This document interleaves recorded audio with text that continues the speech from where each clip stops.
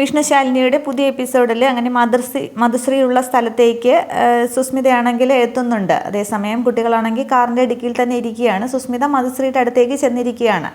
സുസ്മിതയുടെ driver ആണെങ്കിൽ വണ്ടി നിർത്തിയ ശേഷം ഫോണിൽ നോക്കി ഇരിക്കുകയാണ്, ഹെഡ്സെറ്റ് വെക്കുന്നുണ്ട്. എന്നാൽ വേറൊന്നും അയാൾ ശ്രദ്ധിക്കുന്നില്ല. അതേസമയം വണ്ടി നിർത്തിയെന്ന് തോന്നുന്നു എന്ന് പറഞ്ഞ് കുട്ടികൾ പുറത്തേക്ക് ഇറങ്ങുകയാണ്. ഇറങ്ങിയ കാറിൻ്റെ സൈഡിൽ കൂടി നിന്ന് നോക്കുമ്പോൾ മധുശ്രീയും സുസ്മിതയും കൂടി നിന്ന് സംസാരിക്കുകയാണ്. അന്നേരം മധുശ്രീയുടെ ദുശീലമൊക്കെ കണ്ടിട്ട് ബാഡ് ഗേൾ തന്നെയാണ്, ഇവരെയാണോ വിഷ്ണുവച്ചന് കല്യാണം ആലോചിക്കുന്നത് എന്നും പറഞ്ഞ് കുട്ടികൾ നോക്കുന്നുണ്ട്. തുടർന്ന് സുസ്മിത ചെന്ന് ചോദിക്കുകയാണ്, എത്ര നേരമായിട്ട് നിന്നെ വിളിക്കുന്നു, നീ രാവിലെ തന്നെ പിറ്റാവാൻ തുടങ്ങിയോ എന്നൊക്കെ ചോദിക്കുകയാണ്. അന്നേരം അതിന് പ്രത്യേകിച്ച് കാരണമൊന്നുമില്ല എന്ന് പറയുന്നുണ്ട്. ചെറിയൊരു സന്തോഷം തോന്നി എന്ന് പറയുമ്പോൾ ഇന്ന് നിൻ്റെ ബർത്ത്ഡേ ആണോ എന്നൊക്കെ ചോദിക്കുകയാണ്. അന്നേരം അതൊക്കെ അങ്ങനെ വേണമെങ്കിൽ പറയാമെന്നൊക്കെ മധുശ്രീ പറയുമ്പോൾ നിനക്ക് കുടിക്കാനായിട്ട് ഓരോരോ കാരണങ്ങൾ ഉണ്ടാക്കുകയല്ലേ എന്നൊക്കെ പറയുകയാണ്. ഇതേസമയം ഈ സത്യയും പപ്പിയും കൂടി ഇതൊക്കെ കണ്ടുകൊണ്ടിരിക്കുകയാണ്. സത്യ പറയുന്നുണ്ട്, ഇത് നമുക്ക് വീഡിയോ എടുക്കാമെന്ന്. അന്നേരം അതെന്തിനാന്ന് പപ്പി ചോദിക്കുമ്പോൾ ഇത് ബാഡ് ഗേൾ അല്ലേ, നീ ചെന്ന് പറഞ്ഞാൽ നിൻ്റെ സത്യാമ്മ വിശ്വസിക്കില്ലല്ലോ, അപ്പോൾ ഈ വീഡിയോ കാണിച്ചു കൊടുത്താൽ വിശ്വസിക്കുമല്ലോ എന്ന്.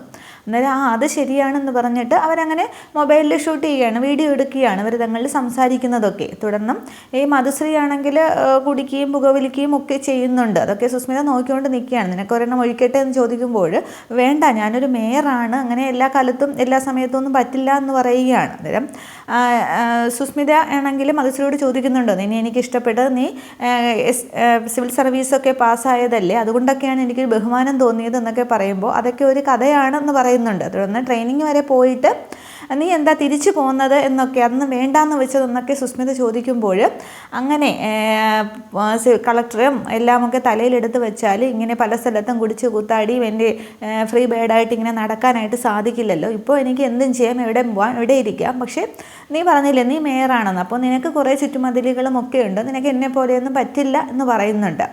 തുടർന്ന് മധുശ്രീ അങ്ങ് പറയുന്നുണ്ട്, നിനക്കിപ്പോൾ നൈറ്റ് പാർട്ടീസിലും ഒക്കെ കുടിച്ച് കൂത്താടി നടക്കുന്ന മധുശ്രീ മാത്രമല്ലേ അറിയുള്ളൂ, ഞാൻ ഇങ്ങനെയൊന്നും ആയിരുന്നില്ല, ഇങ്ങനെ ആയിപ്പോയതാണെന്ന് പറയുമ്പോൾ ഒരു തേപ്പ് കഥ ആണാക്കുന്നുണ്ടല്ലോ, ആരാളോ, മലയാളിയാണോ മറുനാടനാണോ എന്നൊക്കെ ചോദിക്കുന്നുണ്ട്. അന്നേരം അത് പ്രണയമൊന്നുമല്ല, ഇതൊരു വേറെ പകയാണ് എന്ന് പറയുമ്പോൾ എന്തായാലും പറയുന്നിങ്ങനെ സുസ്മിത ചോദിക്കുകയാണ്. അന്നേരം ഇപ്പം പറയാനായിട്ടൊരു മൂഡില്ല, അതൊക്കെ പിന്നീടാവട്ടെ എന്ന് പറയുന്നുണ്ട്. അന്നേരം നിനക്ക് അറിഞ്ഞ് തന്നെയാണ് വീട്ടുകാർ പേരിട്ടത്, മധു എന്ന് പറഞ്ഞാൽ കള്ളന്നല്ലേ എന്നൊക്കെ സുസ്മിത ചോദിക്കുന്നുണ്ട്. അന്നേരം മധു എന്ന് പറഞ്ഞാൽ തേനാണെന്നൊക്കെ പറഞ്ഞ് അവർ കുറേ സംസാരിക്കുന്നുണ്ട്. ഇതെല്ലാം സത്യമാണെങ്കിൽ വീഡിയോയിൽ ഷൂട്ട് ചെയ്യുകയാണ്.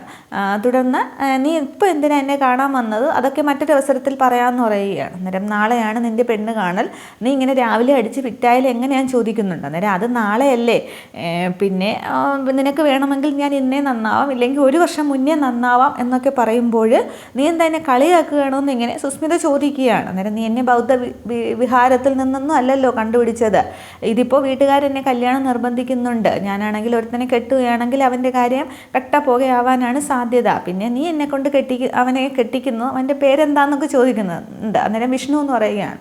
അന്നേരം അവൻ്റെ കാര്യം എന്നെ കെട്ടിക്കഴിഞ്ഞാൽ അവൻ്റെ കാര്യം എന്തായാലും പോക്ക് തന്നെയാണ്, പിന്നീട് നീ എന്നെ തന്നെ തിരഞ്ഞെടുത്തത് എന്തുകൊണ്ടാണ് എന്നൊക്കെ എനിക്കറിയാം, എന്നേക്കാൾ സുന്ദരിയും സമ്പത്തും ഒക്കെയുള്ള പെൺകുട്ടികൾ ഒരുപാടുണ്ട്, പക്ഷെ ഞറുക്ക് വീണത് എന്താണെന്നും എനിക്കറിയാം, ഞാനാണെങ്കിൽ ഒരു ലോകപ്പിഴയാണല്ലോ, അപ്പോൾ പിന്നെ നിനക്ക് പ്രതികാരം തീർക്കാൻ വേണ്ടി അപ്പോൾ നീ എന്നോട് ഇത് വന്ന് പറഞ്ഞപ്പോൾ എനിക്കൊരു താല്പര്യം തോന്നി, അതുകൊണ്ട് ത്രില്ല് തോന്നിയതുകൊണ്ട് ഞാനും കൂട്ടു നിന്നേ ഉള്ളൂ, പക്ഷേ ഏത് സമയവും ഞാൻ ഇതിൽ നിന്നും പിന്മാറാം, എനിക്ക് എന്താണ് ലാഭം, എനിക്ക് കല്യാണമേ വേണ്ടാന്ന് വിചാരിച്ചതാണ്, ഞാൻ ഏത് സമയവും പിന്മാറുമെന്നൊക്കെ പറയുമ്പോൾ സുസ്മിതയ്ക്ക് അങ്ങ് ദേഷ്യം വരികയാണ്. അന്നേരം യു എന്നും പറഞ്ഞ് സുസ്മിത കൈ ചൂണ്ടുമ്പോൾ അത് വേണ്ട, പിന്നെ മധുശ്രീയെ തിരുത്താനോ ഉപദേശിക്കാനോ വരച്ച വരയിൽ നിർത്താനോ ആരും ശ്രമിക്കേണ്ട, ഞാൻ എൻ്റെ പാട് നോക്കി പോകും എന്നൊക്കെ പറയുമ്പോൾ സുസ്മിത ഒന്ന് അടങ്ങിയാണ്. അന്നേരം ഇനി എൻ്റെ ഭാഗത്തുനിന്ന് അങ്ങനെ ഉണ്ടാവില്ല, ഞാൻ പെട്ടെന്നൊരു ദേഷ്യത്തിൽ പറഞ്ഞു പോയതാണെന്നൊക്കെ പറയുന്നുണ്ട്. അന്നേരം രണ്ടുപേരും ഒന്നും ഭയപ്പെടുകയാണ്.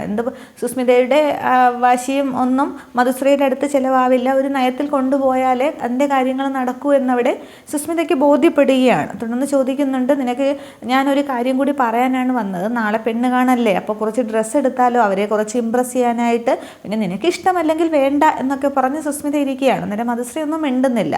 അതേസമയം ഇത്രയുമൊക്കെ സത്യയും പപ്പിയും കൂടി വീഡിയോ എടുത്തു കഴിഞ്ഞു, അപ്പോൾ ഇത്രയും മതി, ഇത് കൊണ്ടുപോയി കാണിച്ചാൽ സത്യാമ്മ എന്തായാലും പിന്മാറും, ഈ ഫോൺ നീ വെച്ചോ എന്ന് പറഞ്ഞിട്ട് സത്യ ഫോണാണെങ്കിൽ പപ്പിക്ക് കൊടുക്കുകയാണ്. അപ്പോൾ നിനക്ക് വേണ്ടേയും ചോദിക്കുകയാണ്. അന്നേരം ഇത് വീട്ടിൽ കിടന്ന അമ്മയുടെ ഒരു പഴയ ഫോണാണ്, നീ ആവശ്യം കഴിഞ്ഞിട്ട് തിരിച്ച് തന്നാൽ മതി എന്ന് പറയുകയാണ്. തുടർന്ന് നമ്മളിനി എങ്ങനെ തിരിച്ചു പോകുമെന്നിങ്ങനെ പപ്പി ചോദിക്കുമ്പോൾ നമുക്കൊരു ഓട്ടോ പിടിച്ചു പോകാം, എൻ്റെ കയ്യിൽ കാശുണ്ട് എന്ന് പറഞ്ഞിട്ട് വാ പപ്പി എന്നും പറഞ്ഞ് പപ്പിയും പിടിച്ചുകൊണ്ട് സത്യ പോവുകയാണ്. തുടർന്ന് സുസ്മിത അങ്ങനെ ഇരിക്കുമ്പോഴും മധുശ്രീ ഗ്ലാസ്സൊക്കെ വെച്ചിട്ട് എഴുന്നേറ്റ് പറയുന്നുണ്ട്, വാ നമുക്ക് പോകാമെന്ന്. അന്നേരം എവിടേക്കും ചോദിക്കുമ്പോൾ ഷോപ്പിങ്ങിന് എന്ന് പറയുകയാണ്. അന്നേരം നീ സമ്മതിക്കില്ല എന്നാണ് ഞാൻ വിചാരിച്ചതെന്ന് പറയുമ്പോൾ, ഞാൻ അത്രയ്ക്ക് വലിയ കാട്ടുപോത്തൊന്നുമല്ല, എന്നെ കയറി ഭരിക്കാൻ വരാതിരുന്നാൽ മതിയെന്ന്. അന്നേരം അങ്ങനെയൊന്നുമില്ല, എൻ്റെ ഭാഗത്ത് ഇനി ഒന്നും ഉണ്ടാകില്ല, വാ നമുക്ക് പോകാമെന്ന് പറഞ്ഞ് അവർ ഷോപ്പിങ്ങിനായിട്ട് ഇറങ്ങുന്നുണ്ട്. തുടർന്ന് മധുശ്രീ ആണെങ്കിൽ തൻ്റെ കാറിലേക്ക് കയറുന്നുണ്ട്, ഡ്രൈവിംഗ് സീറ്റിലേക്ക് ഇരിക്കുകയാണ്. അന്നേരം സുസ്മിതയുടെ ഡ്രൈവർ സുസ്മിതയുടെ വണ്ടിയിൽ നിന്ന് വെളിയിലേക്ക് ഇറങ്ങുന്നുണ്ട്. സുസ്മിത ചെന്ന് മധുശ്രീയോട് പറയുന്നുണ്ട്, എടി കാറുണ്ട്, ഡ്രൈവറും ഉണ്ട്, നമുക്കതിൽ പോകാമെന്ന്. അന്നേരം മറ്റുള്ളവർ ഡ്രൈവ് ചെയ്യുന്നത് മധുശ്രീക്ക് ഇഷ്ടമില്ല. മധുശ്രീയുടെ പൈലറ്റ് മധുശ്രീ തന്നെയാണ്, കയറിക്കോ എന്ന് പറയുകയാണ്.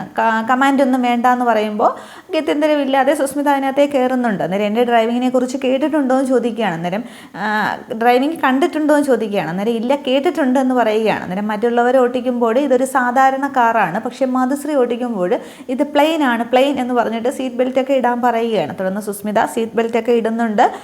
നല്ല സ്പീഡിന് മധുശ്രീ വണ്ടി എടുക്കുകയാണ്. ഈ പോക്ക് കണ്ടിട്ട് സുസ്മിതയുടെ ഡ്രൈവർ ചിന്തിക്കുകയാണ്, ഞാൻ നിൽക്കണോ പോണോ അതോ ഇനി ആംബുലൻസ് വിളിക്കണോ എന്നും പറഞ്ഞിട്ട് ആ വണ്ടി പോകണമെന്ന് നോക്കി ഡ്രൈവർ നിൽക്കുകയാണ്.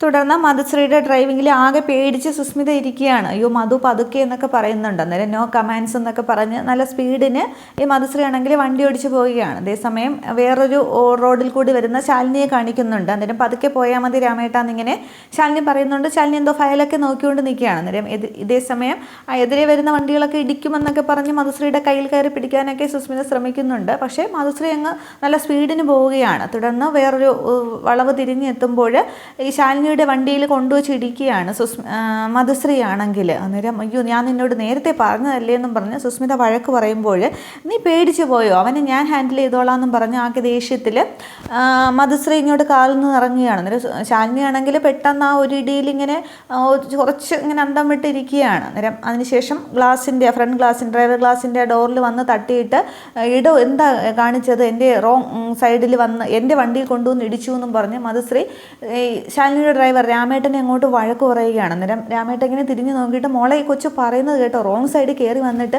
വണ്ടി അങ്ങോട്ട് എടുത്ത് മാറ്റി വെച്ച് എന്നിങ്ങനെ പറയുമ്പോൾ, എൻ്റെ വണ്ടിക്ക് എത്ര രൂപയാണ് നഷ്ടം സംഭവിച്ചതെന്ന് അറിയാമോ എന്നൊക്കെ ഇങ്ങനെ മധുശ്രീ പറയുമ്പോൾ പെട്ടെന്ന് ശാലിനി മധുശ്രീ കാണുന്നുണ്ട്. അന്നേരം ശാലിനിക്ക് കാണുമ്പോഴും മധുശ്രീ ആൾ മനസ്സിലാവുകയാണെന്ന് വെച്ചാൽ അതിന് മുന്നേ ഉള്ളൊരു മയക്കുമരുന്ന് കേസിലൊക്കെ ഈ മധുശ്രീയെ കണ്ടിട്ടുണ്ട്, ശാലിനി കണ്ടിട്ടുണ്ട്. അന്നേരം ലഹരി ഉപയോഗിക്കുന്നതൊക്കെ മധുശ്രീ ഉപയോഗിക്കുന്നതൊക്കെ ഇങ്ങനെ ശാലിനി ഓർക്കുകയാണ്.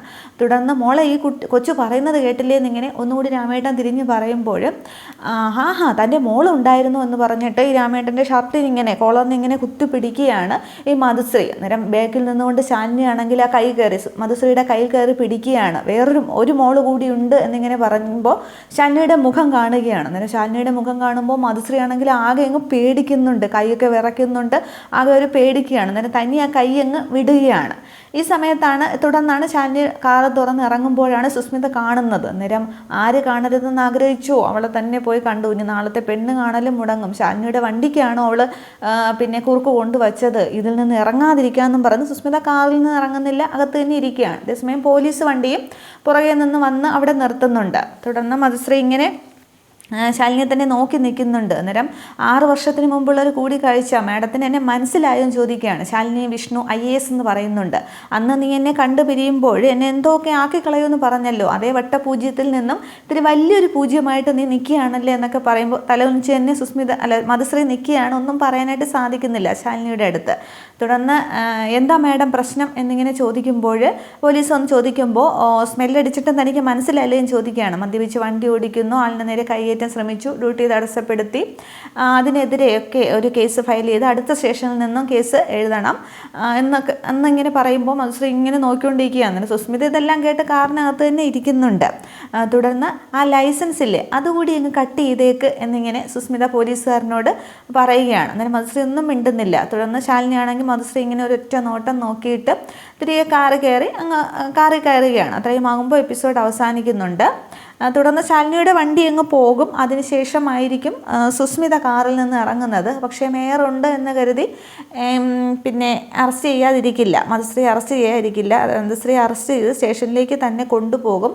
പിന്നീട് സുസ്മിത പോയി ജാമ്യത്തിലെടുത്തിട്ടൊക്കെയാണ് ഈ പെണ്ണ് കാണലിനൊക്കെ കൊണ്ടുവരുന്നത്. അന്നേരം അടുത്ത എപ്പിസോഡുകളിൽ ഉടൻ തന്നെ ശാലിനി സത്യഭാമയുടെ വീട്ടിലേക്ക് എത്തും. അതൊക്കെയാണ് ഇനി വരാൻ പോകുന്നത്. Okay, thank